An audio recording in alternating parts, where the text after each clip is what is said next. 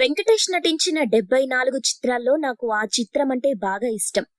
ప్రముఖ నటుడు విక్టరీ వెంకటేష్ తన కెరీర్లో 74 చిత్రాలకు పైగా హీరోగా నటించి ఇటీవల 75వ చిత్రంతో ప్రేక్షకుల్ని పలకరించబోతున్న తరుణంలో సెలబ్రేటింగ్ వెంకీ 75 అనే కార్యక్రమాన్ని హైదరాబాద్లో ఘనంగా నిర్వహించారు.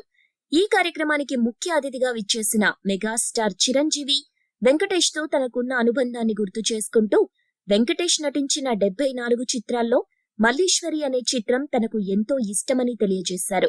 అలాగే మేమిద్దరం కలిసి సినిమా చెయ్యాలనేది వెంకటేష్ కోరిక. అలాగే నా కోరిక కూడా కాబట్టి మంచి కథ దొరికితే నాకు నా తమ్ముడు వెంకటేష్ తో కలిసి నటించడం ఎంతో ఆనందదాయకమని చెప్పుకొచ్చారు.